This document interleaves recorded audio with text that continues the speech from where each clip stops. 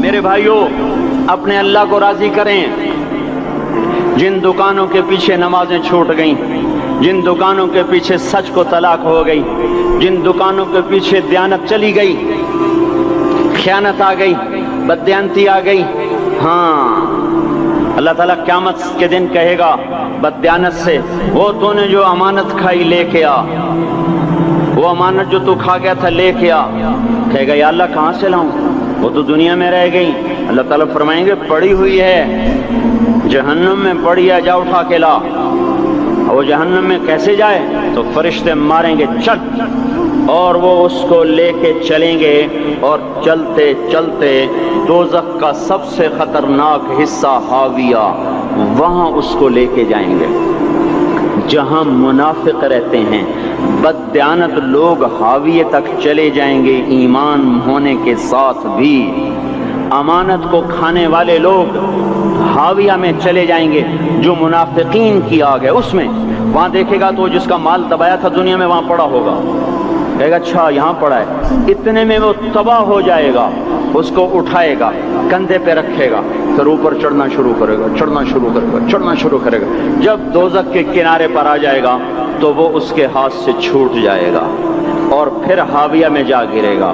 اس کے ساتھ فرشتے مار کر پھر کہیں گے جا واپس لے کے آ، پھر یہ واپس جائے گا، پھر اسے اٹھائے گا، پھر کندھے پہ لے کے چڑھے گا اور چڑھے گا اور چڑھے گا۔ جب کنارے پر آئے گا تو پھر اس کے ہاتھ سے چھوٹ جائے گی، اس کے پھر فرشتے مار کے نیچے گرا دیں گے، جا لے کے آ۔ اب یہ کبھی اس میں سے نہیں نکل سکتا۔ اس کمانے سے توبہ کریں، یہ کمانا جہنم میں لے جائے گا۔ اور ادھر دوسری سنو، سَيَعْلَمُونَ الْيَوْمَ مَنْ أَصْحَابُ الْكِرَامِ، ایک فرشتہ اعلان کرے گا آج پتہ چلے گا عزت والے کون ہیں، آج پتہ چلے گا عزت والے کون ہیں۔ أَيْنَ الَّذِينَ تَتَجَافَى جُنُوبُهُمْ عَنِ الْمَضَاجِعِ، کہاں ہیں راتوں کو اٹھ کے نمازیں پڑھنے والے؟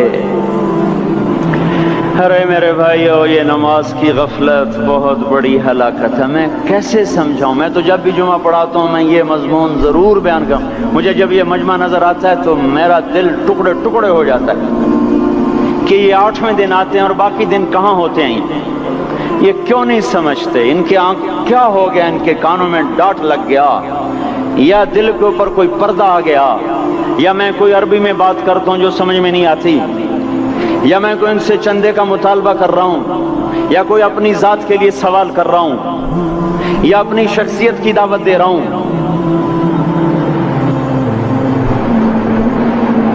آج نماز عزت دلائے گی، سب سے پہلا اعلان ہوگا، کہاں آج پتہ چلے گا عزت والے کون ہیں، کہاں ہیں راتوں کو اٹھ کے نماز پڑھنے والے اور اللہ کے نام پہ خرچ کرنے والے۔ صرف نماز نہیں، زکوٰۃ بھی دینی پڑے گی۔ پیسہ ہے زکوٰۃ نہیں دے رہے، پیسہ ہے اللہ پہ کے نام پہ خرچ نہیں کر رہے۔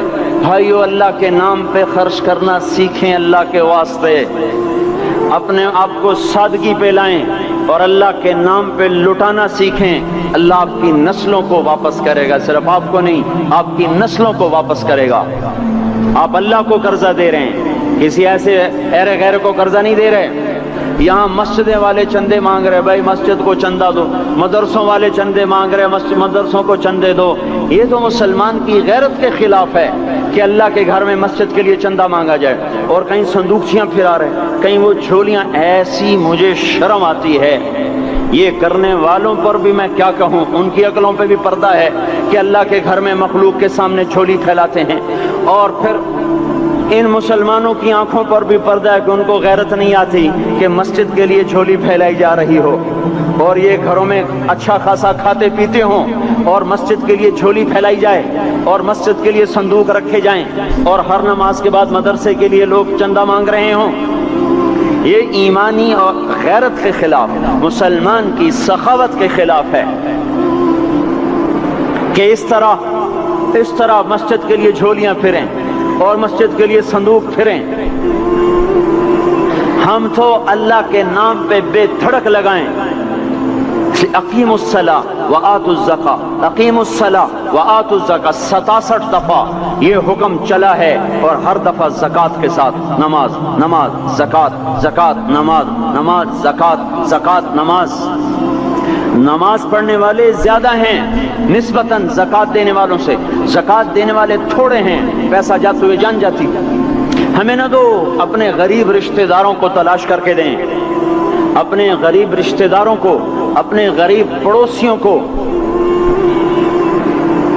آج جو صحیح دیانتدار تنخواہ دار ہے وہ بھی مستحق زکوٰۃ ہے اگر وہ دیانتدار ہے تو۔ اگر رشوت نہیں لیتا تو آج کا ایس پی بھی مستحق زکوٰۃ ہے۔ میرا ایک دوست ایس پی کہنے لگا میں زکوٰۃ کا مستحق ہوں، حالانکہ میں ملتان کا ایس پی ہوں، کہ 15 دن میرے گھر میں کبھی سالن پکتا ہے کبھی نہیں پکتا۔ اپنے اوپر صرف خرچ کرنا۔ بچے کو کھلونے کی خواہش تھی، 1000 روپے کے کھلونے لے کے دے دیے، کیا ظلم ہے یہ؟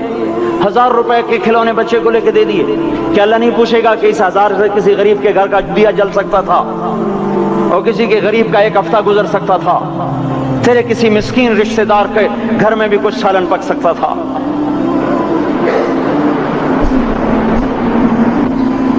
رزق دیا تو اس کا ہوش نہیں کہ اس کا حق ادا کریں، جان دی تو اس کا ہوش نہیں کہ اس کا حق ادا کریں۔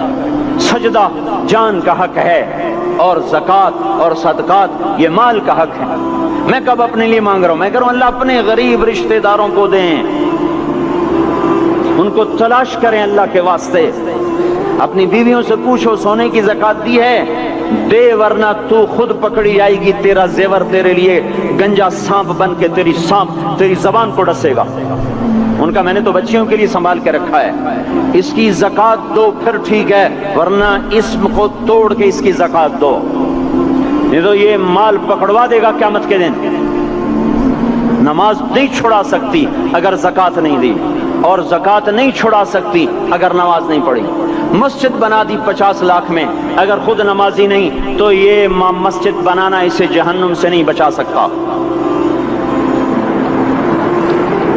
میرے بھائیوں، اپنی جان کا بھی صحیح استعمال کریں اور اپنے مال کا بھی صحیح استعمال کریں۔ ہم ایسے اندھے نہیں ہیں کہ جو بچے نے چاہا لا کے دے دیا، جو بیگم نے مانگا اٹھا کے دے دیا، نہیں نہیں، ہم پہلے دیکھیں گے اپنے اوپر۔ حضرت عثمان رضی اللہ عنہ کے پاس ایک سائل ہے، حضور سے مانگنے آیا، آپ نے کہا عثمان کے پاس چلے جاؤ۔ عثمان سے مانگنے گئے تو آگے بیوی پہ لڑ رہے، کس بات پہ؟ یوں کہہ رہے، وہ باہر چھوٹے چھوٹے گھر ہوتے تھے تو باہر آواز آ رہی، بیوی کو کہہ رہے اللہ کی بندی رات تو نے چراغ میں بتی موٹی ڈال دی، وہ بتی ڈالتے تھے نا اس کی روئی کی، تو تیل زیادہ جل گیا، تو یہ کہنے لگے یہ کس کنجوس کے پاس بھیج دیا؟ جو بیوی پہ لڑ رہا ہو کہ تو نے بتی موٹی ڈالی ہے تو یہ مجھے کیا دے گا؟ تو یہ دمڑی بھی نہیں دے گا۔ جب ان کو باہر بلایا اور خیرات مانگی کہ وہاں سے آیا ہوں، تو انہوں نے اندر گیا، ایک تھیلی اٹھائی، نہ پوچھا کہ کتنے چاہیے، نہ پوچھا کہ کون ہو، 3000 درہم اٹھا کے دے دیے۔ وہ حیران ہو کے کہنے لگا یار ایک بات تو بتاؤ۔ کہا کیا؟ کہا یہ مجھے تو نے اتنے دے دیے کہ میری اگلی نسل کو بھی کافی ہیں، اور خود بیوی پہ تو لڑ رہا تھا کہ بتی موٹی کیوں کر دی؟ کہنے لگے وہ اپنی ذات پہ خرچ تھا، وہ پھونک پھونک کے کرنا ہے، یہ اللہ کو دے رہا ہوں جتنا مرضی دے دوں، یہ تجھے تھوڑا دے، اللہ کو دے رہا ہوں۔ تو اپنی جان کو بھی لگائیں اللہ پر، اور اپنے مال کو بھی لگائیں اللہ پر۔ اور میرے بھائیوں، اپنی کمائیوں کو حلال پہ لائیں، اور بیویوں کو سمجھا دیں کہ ہم تمہاری خاطر دوزخ میں نہیں جا سکتے۔ یہ ہم اس پر توبہ کریں، اس پر توبہ کریں، اور یہ آبادی ہر وقت ہونی چاہیے مسجد کی۔ چلو کوئی جو جہاں سے بھی آیا ہے مسجد کے عادی بنو میرے بھائیوں۔ ہماری جماعت گئی تھی اردن میں 1991 میں، تو ہم اسرائیل کے بارڈر پر چلے۔ انہوں نے بتایا کہ یہ ہم سے آمد رفت بات چیت ہوتی رہتی ہے، چونکہ کچھ عرب ادھر رہتے ہیں کچھ عرب ادھر رہتے ہیں، رشتہ داریاں ہیں۔ تو کہا یہ یہودی ہم سے پوچھتے ہیں تمہاری فجر میں نمازی کتنے ہوتے ہیں اور تمہارے جمعے میں نمازی کتنے ہوتے ہیں؟ ہم نے پوچھا یہ تحقیق کیوں کرتے ہو؟ ان کا ہماری کتابوں میں یہ ہے کہ جب فجر کی نماز کے نمازی اور جمعے کی نماز کے نمازیوں کی تعداد برابر ہو جائے گی تو یہودی دنیا سے مٹ جائیں گے۔ اب یہاں فجر میں 1.5 صف ہوتی ہے اور جمعے میں باہر بھی صفیں بنی پڑی، چلو میں کہتا ہوں مان لیا 1/3 طبقہ باہر سے آیا ہے، یہ 2/3 تو یہیں سے اٹھ کے آیا ہے، یہ کیوں نہیں ہر نماز میں آتا؟ میرے بھائیوں اپنے حال پہ رحم کریں، اللہ کے واسطے میری پکار کو سنیں۔ میں آپ کو کوئی فلسفہ نہیں سمجھا رہا، میرا روزانہ ہر جمعہ جب آتا ہوں میں یہی مضمون بیان کرتا ہوں، میں روزانہ آپ کو نیا بیان سنا سکتا ہوں۔ 360 دن ہیں، میں اللہ کے فضل سے آپ کو روزانہ نیا 360 دن میں آپ کو 360 نئے بیان سنا سکتا ہوں۔ میں یہاں بیان کرنے نہیں بیٹھتا، اپنا دکھڑا میں روتا ہوں کہ پوری گلستان کالونی جہنم کی طرف جائے اور میں ان کا پڑوسی ہوں اور میں انہیں جہنم میں جاتا دیکھوں اور میری ہائے نہ نکلے تو میں ڈوب کے مر جاؤں۔ جلتا کتا ہم نہیں دیکھ سکتے اور اس ہماری آنسو نکل پڑیں، چوہے کو ہم جلتا نہیں دیکھ سکتے اور میں اتنی شکلوں کو جہنم میں جاتا دیکھوں۔ جس نے فجر آج نہیں پڑھی اس نے پر جہنم کو واجب کر لیا، جو اب آئندہ اثر نہیں پڑے گا اس پر جہنم واجب ہو گئی۔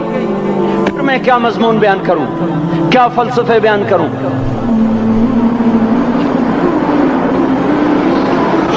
اس لیے میرے بھائیوں اپنی ذات پہ رحم کریں، اپنے بچوں پہ رحم کریں، اپنے گھر والوں پہ رحم کریں، مسجد کی دوڑ لگائیں، اپنے مال کو اللہ کے نام پہ خرچ فرمائیں تاکہ یہاں بھی جہان بنے اور وہ بھی جہان بنے۔ کیا زندگی ہے، چلتے چلتے سانس نکل جاتا ہے پھر یوں مٹ جاتے ہیں جیسے دنیا میں کبھی آئے نہ تھے۔ پوتے پوچھتے ہیں ابا دادا کی قبر کہاں ہے؟ ابا کہتے ہیں بیٹا یہیں کہیں مل گئی، پتہ نہیں کہاں ہے۔ آج تو اگلی نسل دادے کی قبر نہیں دیکھ سکتی، ہم اس دنیا کی خاطر اللہ کے باقی ہو جائیں۔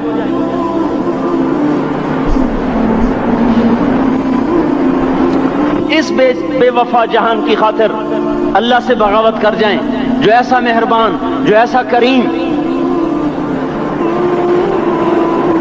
تو اس لیے میرے بھائیوں اللہ کے واسطے اللہ کی بارگاہ میں توبہ کریں اور اپنے اللہ کو راضی کریں۔ یہی میری فریاد ہے، یہی میری پکار ہے۔ میں بھی توبہ کرتا ہوں، آپ بھی اللہ کی بارگاہ میں توبہ کریں کہ کوئی کام اللہ کی منشا کے خلاف نہ ہوگا۔ اللہ ہم سب کو عمل کی توفیق بخشے۔